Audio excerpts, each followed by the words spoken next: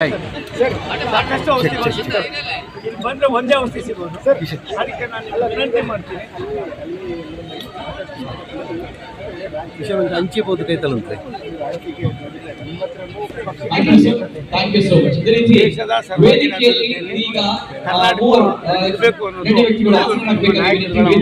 ಆಗಿದೆ. ಮೂವರು ವಿದ್ಯಾರ್ಥಿಗಳಿಗೆ ನಾವು ಸಾಂಕೇತಿಕವಾಗಿ ಬದಲಾವಣೆ ಜೊತೆಗೆ ವಿದ್ಯಾರ್ಥಿನಿಗಳು ವಿಶೇಷವಾಗಿರುವಂತಹ ಒಂದು ಕೆಲವಾರು ಸುಧಾರಣೆ ಕಾರಣ ಇಷ್ಟೇ. ಸಲಹೆ ಕೇಳಿದ್ದಾರೆ. 48 ವರ್ಷ ನಾನು ಕೂಡ 25 ರೂಪಾಯಿ, ಕೇವಲ 25 ರೂಪಾಯಿ ಶಾಲೆಯಿಂದ ಚಿಂತನೆ ನಡೀತಾ ಇದೆ.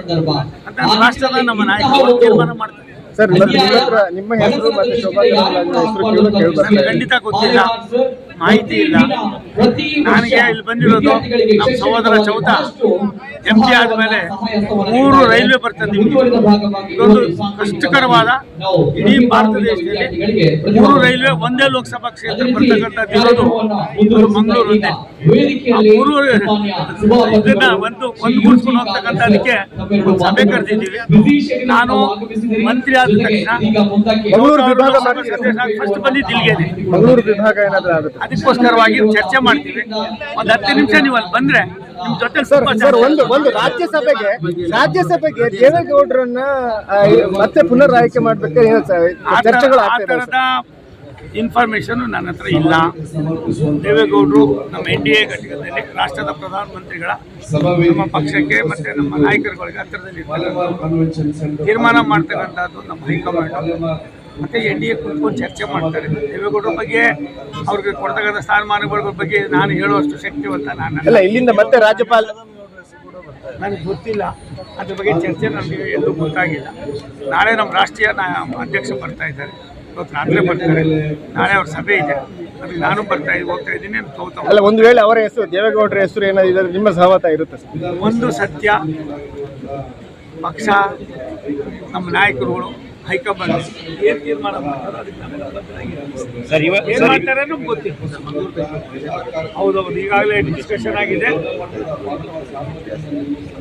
ಅದು ತುಂಬ ಚೆನ್ನಾಗಿ ಆಗ್ತದೆ. ಮುಂದಿನ ತಿಂಗಳು ಬರ್ತಾ ಇದೆ. ನಿಮ್ಗೆ ಏನು ರಾತ್ರಿ ಹೊತ್ತು ಸ್ಲೀಪರು ಬರ್ತದೆ, ಎಲ್ಲವೂ ಬರ್ತದೆ. ಒಂದು ನೀವು ನಮ್ಗೆ ಇಷ್ಟುವರೆಗೂ ನೀವು ಇಷ್ಟೊಂದು ಬುದ್ಧಿವಂತರಾದವರು. ಕುಕ್ಕೆ ಸುಬ್ರಹ್ಮಣ್ಯ ಮತ್ತು ಸಕಲೇಶ್ಪುರ 55 ಕಿಲೋಮೀಟ್ರ್. ಎಷ್ಟು ವರ್ಷದಿರ್ತೀರಿ ಆ ಟನಲ್ಲು ಮುಟ್ಟೇ ಇರಲಿಲ್ಲ. ನಾನೇ ಸ್ವತಃ ಚೌತಾಗಿ ಕರ್ಕೊಂಡು ಹೋಗಿದ್ದೀನಿ. ನಾನು ಅದಲ್ಲದೆ ಸುಮಾರು ಹೋಗಿದ್ದೀವಿ. 55 ಕಿಲೋಮೀಟ್ರ್ ಮುಗಿಸಿ 100% ಎಲೆಕ್ಟ್ರಿಫಿಕೇಶನ್ ಆಗಿದೆ. ಈಗ ಅವತಾರ ಒಂದಿನ ನಮ್ಮ ಬಗ್ಗೆ ಒಂದು ಹೇಳಿದ್ರನ್ನ ರೈಲ್ವೆ ಇಲಾಖೆಯಲ್ಲಿ ಪ್ರಧಾನಿಗಳ ಒಂದು ಸೂಚನೆ, ನಮ್ಮ ಮಂತ್ರಿಗಳಾದ ಶ್ರೀನಿವಾಸ ಅವರ ಸಂಕಲ್ಪ, ಚೌತ ಅವರ ಶ್ರಮ ಎಲ್ಲರೂ ಹೇಳ್ಬೋದಾಗಿತ್ತು. ನೀವು ಹೇಳಿಲ್ಲ, ಅಲ್ಲಿ ಬನ್ನಿ ಹೇಳೋರು. ರಾಜ್ಯ ಸರ್ಕಾರ ಈಗ ಕೆಲವೊಂದು ಕೇಸನ್ನು 55 ಕೇಸ್ಗಳನ್ನ ಸರ್ಕಾರ ಇದೆ ಅಂತೀರಾ ನೀವು? ಈ ರಾಜ್ಯದಲ್ಲಿ ಸರ್ಕಾರ ಇದೆಯಾ? ಸರ್ಕಾರ ಇದೆ ಅಂತ ನೀವು ನಿರೀಕ್ಷೆ ಮಾಡ್ತೀರಾ? ಇದೊಂದು ತೊದಲುಗೊಮ್ಮೆ ಸರ್ಕಾರ ಇದೆ. ಯಾವಾಗ ತಗೊಳ್ತಾರೋ ಗೊತ್ತಿಲ್ಲ. ತೊದಲುಗೊಮ್ಮೆ ಸರ್ಕಾರ ಇದು. ಯಾಕೆ ಮಾತು ಹೇಳ್ತೀನಿ ಅಂದರೆ, ನಾನು ಕೂಡ 7 ಬಾರಿ ಶಾಸಕನಾದವನು, ಮತ್ತು 5-6 ಬಾರಿ ಮಂತ್ರಿ ಆದವನು. ರಾಜ್ಯದ ಅನುಭವಗಳ ಬಗ್ಗೆ ಬಲ್ಲವನಾಗಿದ್ದೇನೆ. ಅದು ಇಂಥ ನಿರ್ಲಿಪ್ತ ಸರ್ಕಾರ ನಾನು ನೋಡಿಲ್ಲ. ಇದೊಂದು ಸರ್ಕಾರ ಅಲ್ಲ, ಇದು ನಿಂತ ನೀರಾಗಿದೆ. ಈ ಸರ್ಕಾರದಲ್ಲಿ ಇಚ್ಛಾಶಕ್ತಿ ಕೊರತೆ ಇದೆ.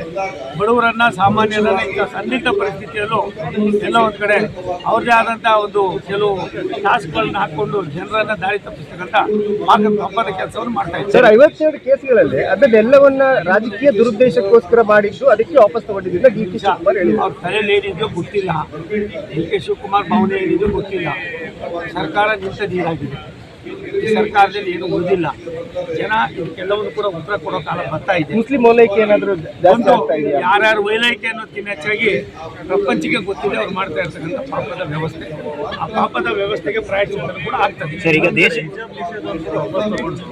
ಒಂದು ನಿಮಿಷ ತಾಳಿ ಯಾವ್ಯಾವ್ದು ಮಾಡಬಾರ್ದಾಗಿತ್ತು ಎಲ್ಲ ಪಾಪದ ಕೆಲಸವನ್ನು ಮಾಡಿ ರಾಜ್ಯದ ಜನರನ್ನ ಎಲ್ಲ ಒಂದು ಕಡೆ ಸಾಲದ ಕೂಪದಿಂದ ಮಂಡೂಕ ಆಗೋದಕ್ಕಿಂತ ಹೆಚ್ಚಾಗಿ ಯಾಮಾರಿಸ್ಬೋದು ಅನ್ನುವ ಅವರ ಭಾವನೆ ಏನಿದೆಯಲ್ಲ, ಆ ಭಾವನೆಗೆ ತಕ್ಕ ಪ್ರತಿಫಲವನ್ನು ರಾಜ್ಯದ ಜನ ತಕ್ಷಣವೇ ಕೊಡ್ತಾರೆ.